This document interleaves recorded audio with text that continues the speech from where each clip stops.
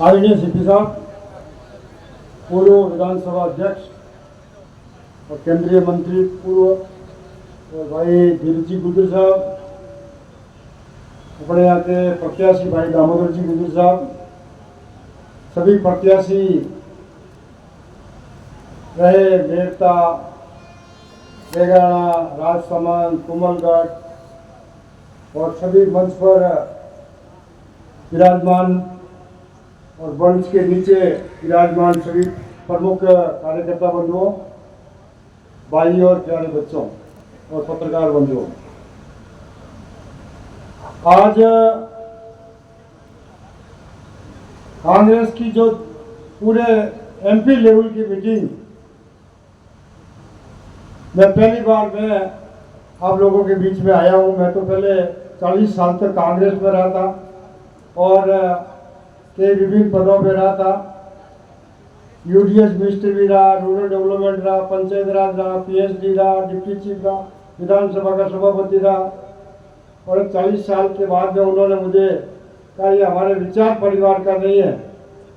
तो मैंने कहा तुम्हारे विचार तुम्हारे पास रखो। और इधर सीपी साहब ने, अशोक जी ने, पायलट साहब ने, राहुल जी ने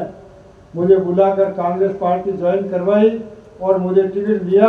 और थोड़े बहुत वोटों से मैं हार गया। आज आप लोगों के बीच में हूँ। मैं तो आप लोगों से इतना ही निवेदन करता हूँ, कांग्रेस एक पार्टी नहीं, एक विचारधारा है और ये विचारधारा इस देश का डीएनए है और जिसमें गरीबों का उत्थान करना, रोटी कपड़ा मकान की व्यवस्था करनी और सिवाय विकास के अलावा कोई दूसरी फालतू आडंबर की या भावनात्मक मुद्दों की या लोगों को बेवकूफ़ बनाने की ऐसी बात कांग्रेस में नहीं होती है। कांग्रेस में हमेशा इस बात का चिंतन किया जाता है कि हमारे जो नीचे लेवल के गरीब व्यक्ति है उनका जीवन स्तर कैसे ऊपर उठे, उनके विकास का आयाम किस प्रकार से ऊपर बने और एक दूसरे को बिना लड़ाए उनको स्वार्थपूर्ण वातावरण में उनका जीवन स्तर उठाने के लिए काम करें। ये काम कांग्रेस ने किया, उसी का प्रतिफल था कि 65 साल तक कांग्रेस ने राज किया। मैं आप लोगों को कह दूं कि मैं भी 40 साल तक भारतीय जनता पार्टी में रहा और मैं सीपी साहब को कह दूं कि आप गांधीवादी हो, मैं आपसे भी बड़ा गांधीवादी हूं कि मैं बीजेपी में रह करके गांधीवादी रहा और आप कांग्रेस में रह करके गांधीवादी रहे। तो मैं हमेशा इस बात का ध्यान देता हूं कि जिंदगी बहुत छोटी है, कल मर जाएंगे। आज राज में है, कल राज में रहेंगे नहीं, परंतु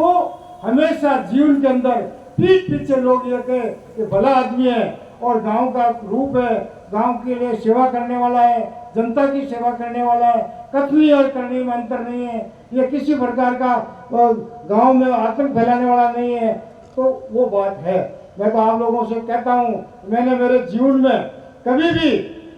हमेशा लोगों को इच्छा और आकांक्षा पर खरा उतरने का काम किया और उनके दिल जीत करके वोट लिया और कभी भी ऐसा काम नहीं किया कि भावनात्मक मुद्दे उछाल करके। आदिकाल से जब से सृष्टि की रचना हुई, जब से गांव में अमन चैन, भाईचारा, सौहार्द, अपनापन, एक दूसरे धर्म का आदर, एक दूसरे को देख करके खुश, एक दूसरे के सुख दुख में शरीक होकर के करते हैं काम, उसमें मैं बेगर वोटों के लिए गणना, नफरत और वैमनस्य फैलाकर दूरी करके वोट लूं, ऐसे वोट लेकर के सत्ता प्राप्त करना, मैं तो चिमटे से भी नहीं पकड़ता हूं। मैं तो हमेशा धर्म नीति से आपकी इच्छा और आकांक्षा में खरा उतर करके काम किया, उसी का गुण प्रताप है कि 5 बार में जयपाल से एमएलए रहा। मैं तो आप लोगों से निवेदन करूं कि 5 बार का बीजेपी से रहने के बाद में कांग्रेस के 10 दड़े थे, सब ने मुझे एक्सेप्ट कर लिया। इससे बड़ी पूंजी मेरे लिए कोई हो नहीं सकती और 10 दिन का टाइम मिला और 10 दिन के अंदर मुझे 53,000 वोट उन्होंने दिए। तो मैं आप लोगों से निवेदन करता हूं, ये समय एमपी का चुनाव का है और एमपी का चुनाव बहुत लंबा चौड़ा चुनाव है और आप एमएलए का चुनाव मत समझना। और आप कांग्रेस का कार्यकर्ता बहुत मजबूत है और नेता फिटोड़ हो सकता है पर कार्यकर्ता कभी फिटोड़ नहीं हो सकता। इसलिए कार्यकर्ता में हमें भरोसा है कि आप लोग गांव गांव में, ऐसा नहीं कि मैं रहने वाला तराश का हूँ और जाकर के कहूँ बावरा में मैं ऐसे कर दूंगा, वो कर दूंगा, वो गाड़ी दो, वो गाड़ी दो। और जितना आप जानते हो एमएलए में खर्चा होता है या खर्चा एमपी के चुनाव में तो हो नहीं सकता, न कैंडिडेट को इतना टाइम मिल सकता है। तो कम से कम पैसों में, कम से कम खर्चे में और आप लोग इनको जिताओगे तो ये जीत जाएंगे तो आपका ही भला होगा और आप ही खुशहाल रहोगे, आप ही सीना फूल के चलोगे और आप ही मतलब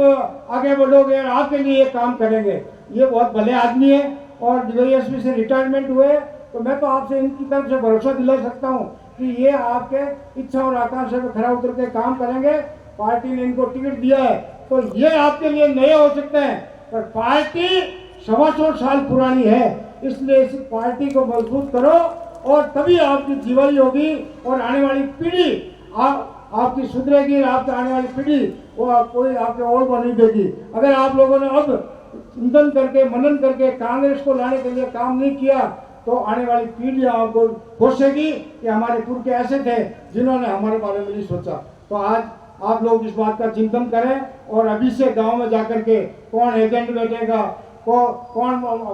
वोटर्स को लेके आएगा और कौन अंदर बैठेगा, कितने वोट किस जाति के हैं, कौन कौन कार्यकर्ता है, किस किस कार्यकर्ता की जिम्मेदारी है, अपने अपने गांव में जाकर के ये काम मजबूत कर लोगे और वोट ला करके